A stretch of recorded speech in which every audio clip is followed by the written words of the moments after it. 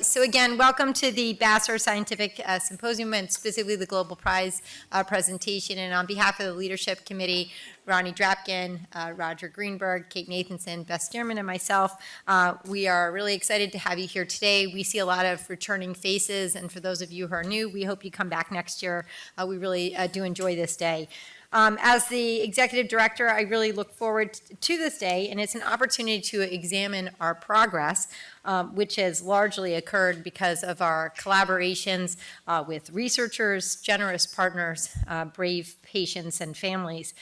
We know that collaboration and innovation are vital to any kind of advancement that we make. At the same time, today we have to also acknowledge the challenges that we face and all the work that we still must do. And as illustrative of this, this year's symposium is dedicated in memory of our dear friend, Alyssa Reiner McCreary. And Alyssa was a passionate volunteer and supporter of the Vassar Center. To those who knew and loved her, she was much more than that. She was a devoted mother and wife, a beloved daughter who was not only extremely smart, but kind. She was civic-minded. She was a voracious reader and a world traveler. And sadly, Alyssa passed away from BRCA mutation-associated pancreatic cancer on October 16, 2016, at the age of 49, leaving her husband and her 3 children. We are honored today to have Alyssa's husband, Trace, and daughter, Sophia, here.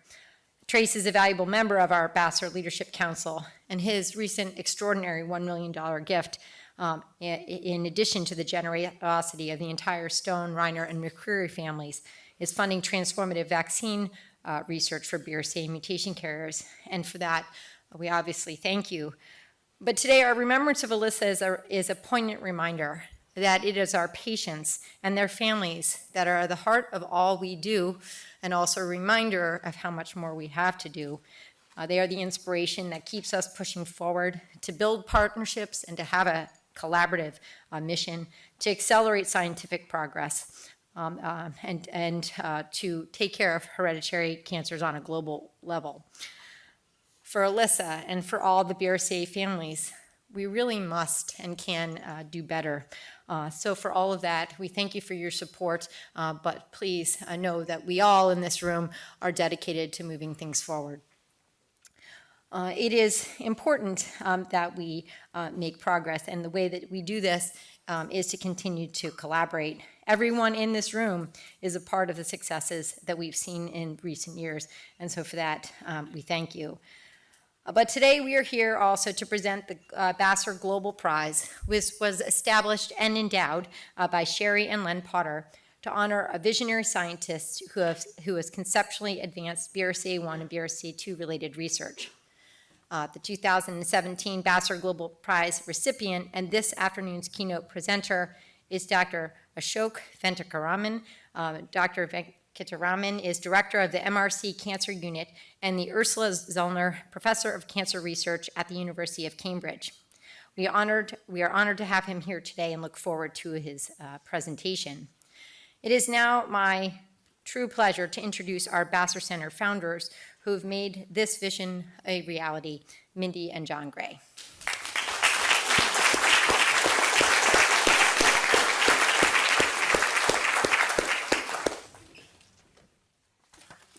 Thank you, Susan. And now I just want to take a minute to truly, deeply, intensely thank everyone in this room for dedicating your lives to BRCA. When you're a family like ours that loses a loved one to BRCA-related cancer, it cuts to your core. There's the shock and devastation of loss, of course, but then there's the aftershock that comes from the distressing reality that this mutation travels from generation to generation, bringing its destructive qualities with it. I lost my sister Faith when she was just 44 years old. Nothing will ever take the sting of that pain away. She was my role model and my best friend and a doting mother to my nephew, who was only 4 years old when she died. Imagine having to tell a 4-year-old his beloved mommy is never coming back. We founded the Vassar Center so that we could imagine a future where 4-year-olds could get to grow old into adults with moms by their side, where the BRCA cycle of destruction is trounced once and for all.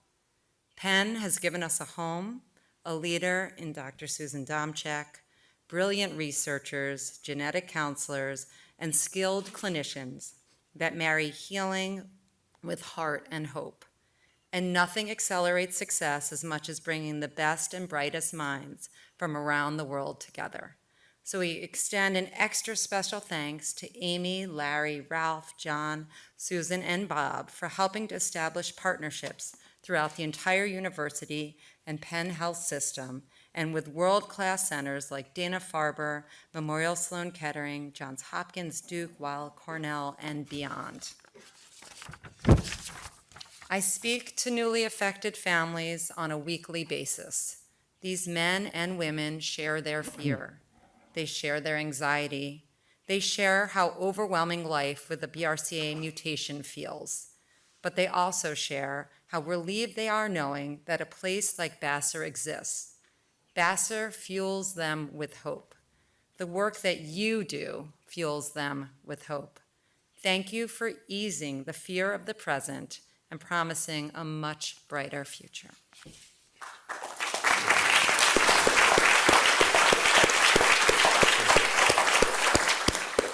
It is great to be here in Philadelphia. This place is home to my wife and her sister Shari. It's home to the world champion Philadelphia Eagles. That would play well here. And Mindy's 100-year-old father, Philadelphia Phil Vassar, who you may have seen at the Super Bowl. Phil sends his regards. He could not make it here, but he is rooting for the Vassar Center.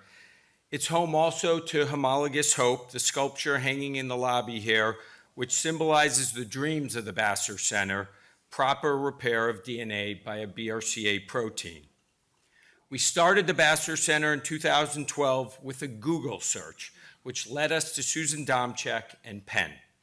Our vision was to create a central hub for all things BRCA related, counseling, treatment, and of course, funding research. In doing so, our goals were to encourage collaboration, accelerate scientific discovery, and give BRCA-affected families, as Mindy said, much-needed hope. Penn has been an incredible partner in this mission. Susan has been an amazing leader, and fortunately, her husband, Bob, is not bad either. We have given $55 million to the Vassar Center to date.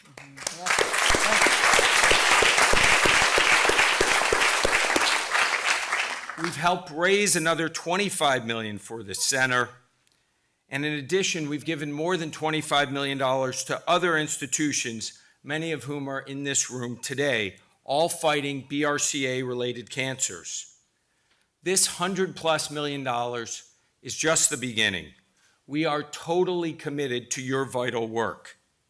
In business, I like to think of myself as a high-conviction investor. Find something you really believe in, get a great team to execute against that, and then go all in. That is the Vassar Center for us. Telling a young woman that she must have a prophylactic oophorectomy and double mastectomy just is not an acceptable solution. We can, and as Susan said, must do better. That's why we love bringing all of you here to discuss things like the latest progress on PARP inhibitors, discovery of early biomarkers for ovarian cancer, and even developing potential immune therapy-based vaccines. Thank you to the folks in this room on behalf of our family and all the families who struggle with BRCA-related challenges. The sacrifices that you make are invaluable, and we are behind you 100%. And with that, let me introduce the founders of the Vassar Global Prize and our full partners in this mission, Len and Shari Potter.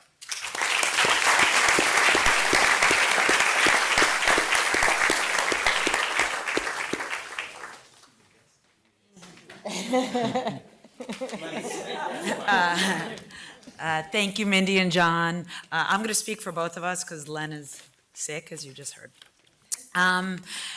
It is always an honor and incredibly humbling to be a part of this symposium and to witness the passion and the intellect of some of the world's most brilliant minds coming together to change lives.